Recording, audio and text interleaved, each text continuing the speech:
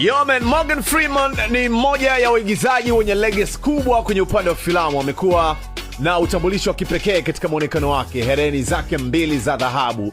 Ingawa kwa wengine wanaona kama ni sehemu tu ya mtindo wa kawaida kwake, lakini kwake ina maana kubwa sana. Amewahi kufichua kwamba vito hivyo au hereni hizo ambazo anazivaa zina historia ndefu sana na iliyojaa maana kubwa ya utamaduni na falsafa ya maisha ya baharini. Kwa zaidi ya miaka 40, mshua huyo ameonekana hadharani akiwa amevalia hereni hizo, na katika mahojiano mbalimbali ambayo ameyafanya alisema amekuwa inspired na utamaduni wa mabaharia wa zamani ambao walikuwa wakivaa hereni za dhahabu kama aina ya bima tu ya maisha.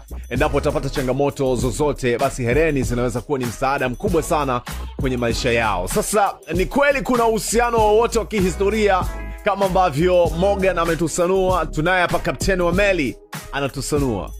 Mimi naitwa Pinto, ni kapteni wa meli. Ubaharia ulianza kitambo, tangu miaka 1700 mwishoni, 1800 huko, maboti na kuendelea mpaka kuja evolution ya meli kubwa kipindi cha miaka 1900 huko. Shaona sasa mabaharia walikuwa wanapokuwa wanafanya zile kazi na nini, sio wanalipwa pesa zao, na wanapolipwa ile mishahara yao, maana walikuwa free, wakifika tu poti yote anashuka na anatembea na tumia na nini hivyo. Kwa hiyo kukawa kuna mazingira fulani kwamba inakuwa ngumu mtu kufanya maendeleo, kwa sababu mtu anakuwa na maira yake, alafu akifika poti hii anatumia na nini, wananunua mavitu yani ovyo ovyo, yanachelewa. Kwa hiyo sasa wakawa na style ya kwamba wanazihifadhi hela, kwa sababu hakukuwa na system kama sasa hivi. Zamani kulikuwa kuna kwamba kulipa hela, sio unamlipia mtu benki nini. Hela ilikuwa cash on hand au wanaita cash on board. Pale on board unalipa hela yako unakuwa nayo.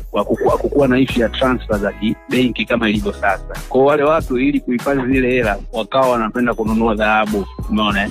Sasa dhahabu wananunua kwa mfumo kama vile cheni na nini, wanakuwa nazo ili wakifika huku anaweza kawa na dhahabu alafu pia na pesa. Kwa hiyo ilikuwa ni kama contingency plan, kwamba ikitokea pesa zake zimeisha, anauza dhahabu, anapata hela tena. Umeona? Kwa hiyo ilikuwa ni kama matumizi ya dhahabu ni aina fulani ya kuhifadhi pesa kupitia vitu vya thamani, sababu dhahabu inaweza kawa cheni ndogo tu, lakini thamani ya pesa nyingi, yani kimfumo hivyo. Mimi ndo ninachofahamu kuhusiana na hayo mahusiano ya baharia na dhahabu. Ilikuwa tu ni moja ya njia ya kutunza pesa kwenye dhahabu, kwamba pia walikuwa naamini akifika huko kama kichoka, yani kisha kwa rosto ana hela na nini, anauza dhahabu yake, ana gain pesa, anaendelea na matumizi yake.